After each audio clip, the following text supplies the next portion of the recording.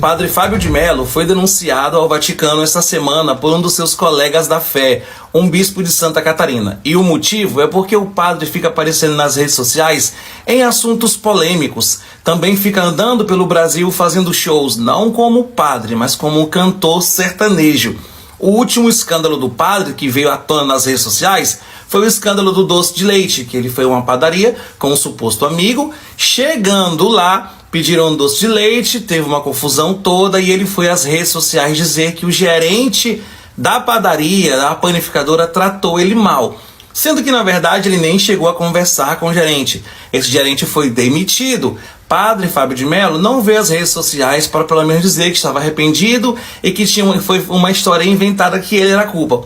Ele deixou que o gerente fosse demitido e ficou por isso mesmo. Outro boato que também rola nas redes sociais é o aproximamento do padre com outros tipos de homens suspeitos, segundo as pessoas que assistem os vídeos. Homens fortes, sarados, com calças coladas, que dá mais impressão de outra coisa, né? O padre ficou muito chateado com essa comparativa.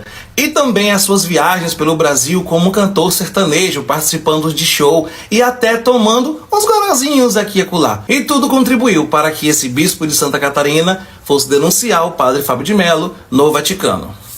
Deixa eu contar um fato que acabou de acontecer. Não é uma denúncia, mas é um alerta para que as pessoas que trabalham com comércio saibam que elas não estão acima do bem e do mal. Que existe uma lei do direito do consumidor que prevalece em todo o território nacional. Não é a sua loja, porque você decidiu, que ela vai ficar fora do que rege o direito do consumidor. Estamos aqui em Joinville, muito bem recebidos por todos, uma cidade linda, povo querido, acolhedor, e a gente entrou numa loja da Havana, aqui de um shopping, em Joinville. E lá estava uma fileira de doce de leite sem açúcar, com preço. Tudo bem, peguei 2 potes, fui para o caixa pagar e aí vi que o valor que estava sendo cobrado era muito maior do que a soma de 2 potes com o preço que estava na estante. Aí, muito educadamente, eu disse à moça do caixa: olha, a soma está errada porque o doce de leite custa isso, 2 potes, então o valor seria este. Aí ela ficou assim, foi lá, viu. Eu falei: não, lá está errado. E nisso o gerente já se adiantou em ser extremamente deselegante, em dizer: o preço está errado e é isso, se quiser levar o preço certo é este. Eu só falei assim para a moça: olha, eu não vou criar caso porque não estou nem aqui para isso. Mas é apenas para lembrar que quando um preço está especificado, o estabelecimento comercial tem que honrar aquele preço que está anunciado, mesmo que ele esteja errado. Eu acho que o padre Fábio de Mello acabou sofrendo tudo isso até por conta de algumas atitudes que talvez ele não tenha tido quando deveria ter. Por exemplo, quando o nosso querido padre Júlio Lancelotti sofreu ataques e ele não se manifestou, veio se manifestar só depois, por muita pressão que houve na mídia. Porém, eu não é querendo defender o padre Fábio de Mello, não. Ele foi denunciado ao Vaticano por essa questão. Talvez ele tenha lutado mesmo pelo direito do consumidor. É um direito dele, ele é um consumidor. Mas o problema são as polêmicas que tem envolvido sempre o padre, né? E quando ele vira um showman, ele deixa um pouco a proteção da igreja. Então ele incomoda muita gente. Ele não é um padre como o Júlio Lancelotti, que pratica os ensinamentos de Jesus, ajuda os pobres. Às vezes dá uma impressão que o padre Fábio de Mello, ele tem até uma visão um tanto direitista em relação à sociedade, que ele não vê com bons olhos os programas sociais e tudo mais. Me dá essa impressão. Mas há padres que têm feito coisas muito piores, propagado ódio nas igrejas, tomando partido, assim como os evangélicos também têm feito isso. Eles têm cometido crimes dentro das igrejas, só que a fiscalização dentro das igrejas evangélicas não é tão forte como é dentro da igreja católica. A igreja católica obedece a uma hierarquia mais pesada, mais forte. Nós temos visto tantos crimes, né, pedofilia e tudo mais, nas igrejas. Não sei se isso merece toda essa atenção, né? Mas, não sou dono da verdade, diga você, plantonista, o que você acha? Você acha que o padre Fábio de Mello, ele é de direita, ele é de esquerda? Politicamente, ele acaba errando em não apoiar o padre Júlio Lancelotti nos momentos difíceis? O que você acha? Coloque aí nos comentários, tá? Acho que o padre Fábio de Mello, por ser esse popstar, ser uma pessoa muito bonita e tudo mais, ele fala muito bem, ele se comunica muito bem, ele tem muita articulação, ele acabou, assim, se utilizando das redes sociais no momento talvez que não devesse, quando ele expôs a pessoa publicamente. É aquele conflito do showman que deixa às vezes de exercer a sua cidadania nos meios adequados, dirigir-se ao Procon, coisas desse tipo. Ele ficou um pouco chateado, depois ele soltou um outro vídeo falando que estava cansado, né? Falou que era difícil para ele, mas é aquele negócio, quando você expõe a mídia, você dá a cara para bater. Então você tem que pensar bem antes de fazer uma coisa dessas. Se você não tem estrutura para aguentar a carga, a pancada que vem depois, então você não deve nem colocar a cara. Como fazem alguns canais aí, tô recalcado, né? Mas alguns canais que se dizem de esquerda ferram a própria esquerda e o sujeito não dá a cara para bater. Esse daí ele tá fazendo aquele papelzinho, porque senão, se ele sair na rua, ele apanha de bolsonarista e apanha de petista. Eu apanho só de bolsonarista. Ele quer encontrar com o Felipe Neto, com o Whindersson Nunes, e a Federal quer encontrar com ele. Alguém avisa pra ele que a Federal tá tentando dar um convite pra ele, pra ver se ele pode ir lá conversar com o Alexandre de Moraes, pra gente ver se ele é tudo isso mesmo, que ele fala nas lives, que ele fala na TV, ele fala nas séries, nas minisséries, na novela, se ele é esse grande ator mesmo, né? Aqui é um ator de primeira, né? Aí a gente quer ver ele frente a frente com o Alexandre de Moraes, entendeu? Aí não, ele quer estar procurando é o Felipe Neto, é o Whindersson Nunes, é isso, é aquilo. Não, é o Lulinha, tu tem que procurar a tua turma, é o Nicolas, é o Cleitinho, né? É o prefeito lá de Sorocaba, cadê? Ninguém nunca mais foi pra Sorocaba. Bora, rapaz, cadê tua turma? Tem que procurar a tua turma direitinho. A PF tá te procurando, bota as caras. Você acha mesmo que esse cara tá preocupado com Deus? Tá usando a fé do povo como trampolim político. Isso tem nome: oportunismo nojento. E sabe o que é pior? É ver gente de boa fé sendo usada como massa de manobra. O povo é plateia. O altar virou palco e a fé virou marketing barato. Acorda, Jesus não é cabo eleitoral. E quem usa o nome dele para ganhar voto merece o nosso desprezo, não o nosso voto. Eu sei que tudo que eu falar não vai mudar em nada. Compartilhe esse vídeo. Salva, para mais pessoas possam ver como a direita é suja. Se você, assim como eu, tá de saco cheio com esses políticos bolsonaristas, deixe um comentário com sua opinião sobre esses vagabundos. Curta este vídeo. Obrigado por assistir até aqui. Mostra pra Jesus! Lindo, lindo, lindo! Você, Luicica!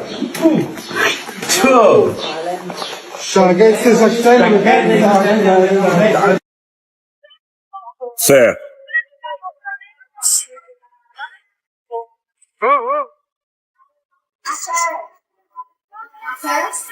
Pronto. Certo. É assim que o povo de Israel, os judeus, tratam os cristãos. Entendeu?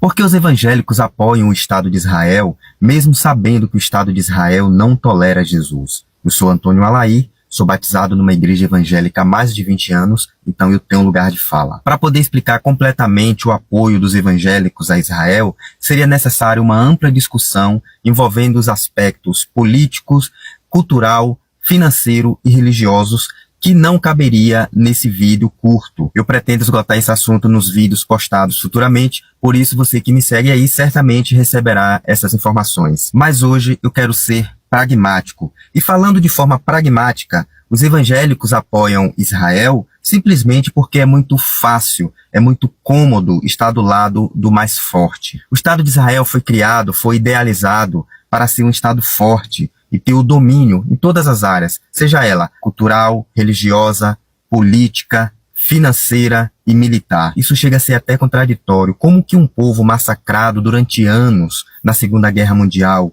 um povo submisso aos alemães, submissos às suas beretas, que sofreu uma baixa de mais de 6 milhões, conseguiu ter forças e o apoio dos impérios da terra para criar um Estado forte, tomando terras alheias, e já no dia seguinte à criação do seu Estado, enfrentou e venceu uma guerra com a Liga Árabe. Isso, na verdade, não é contraditório, e nos vídeos futuros a gente vai esclarecer. Mas, de fato, Israel conquistou essa posição de Estado forte que coloca o mundo inteiro sob seus pés. Não se engane, não é os Estados Unidos que comanda Israel, é Israel que comanda os Estados Unidos. A Rússia jamais entraria numa guerra contra Israel para defender qualquer outro país. A China, que inclusive está escondida, jamais lutaria contra Israel. O Papa, que até agora ninguém viu e ninguém vê, está completamente submetido às forças dominantes. Inclusive, a dificuldade de Donald Trump em tomar a decisão de colocar os Estados Unidos para atacar o Irã é justamente porque se os Estados Unidos entram na guerra, outros países poderão entrar, se sentirão à vontade para entrar, defendendo o Irã, combatendo os Estados Unidos. Mas enquanto for apenas Israel que estiver atacando o Irã, nenhum país do mundo, pelo menos não formalmente, declarará guerra contra Israel. O poder de Israel é tão grande que se alguém for atacado por Israel, esse alguém se torna culpado por ter sido atacado por Israel. Porque Israel domina o mundo inteiro por meio da economia. Ele domina todo o Ocidente por meio da cultura. Agora eles estão se expandindo e dominando a religião por meio de infiltrações no movimento neopentecostal. E estão ganhando domínio político por meio da ascensão da extrema-direita. Sabe quem foi que teve que vir aqui na rede social se retratar por uma mentira que contou em cima do palanque no dia da manifestação? Aquele que começa com mala e termina com faia. Pois é. Ontem eu falei, né? Zambelli mente, mas Zambelli mente. Por quê? Porque o líder espiritual de ambas também mente. Mas sabe por que eles mentem? Porque você que é de direita não pesquisa. Faz um favor para si mesmo.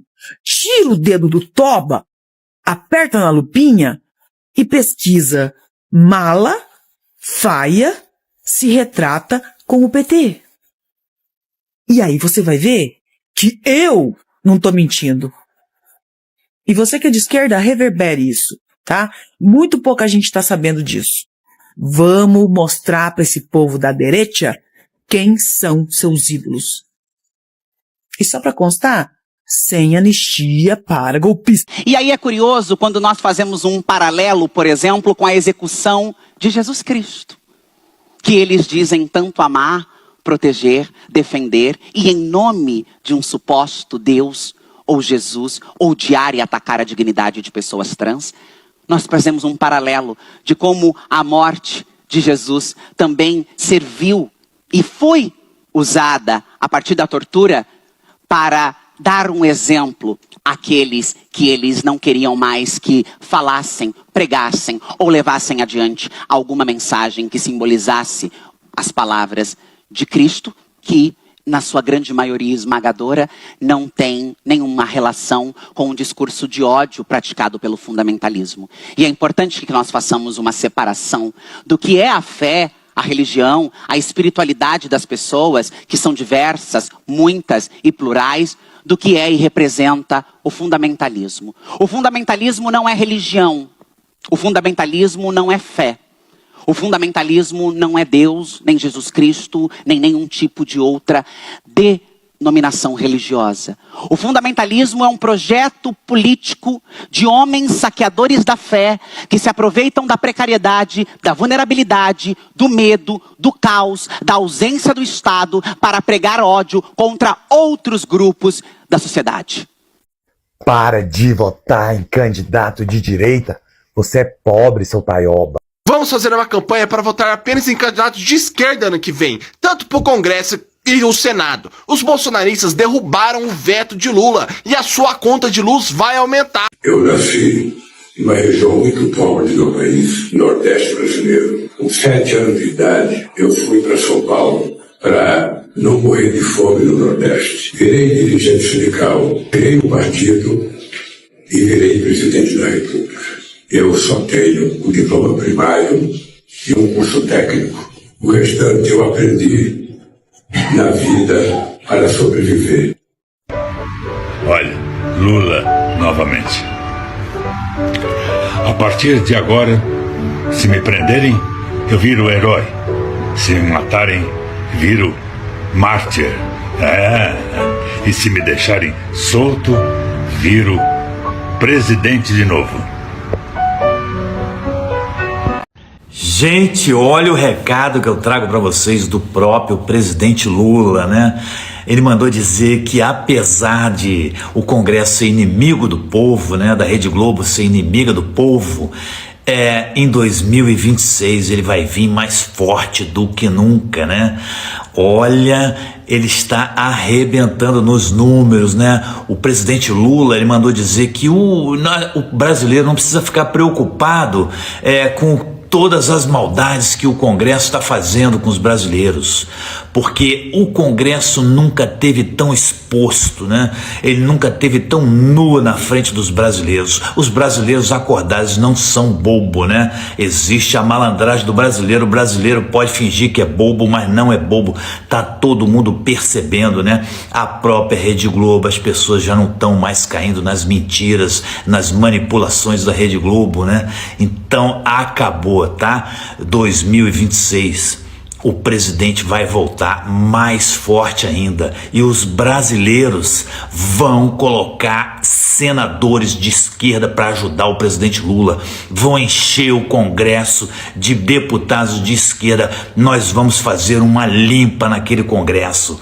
Vamos contar com isso? Vamos ajudar o presidente Lula? O que você acha? Fala aí nos comentários.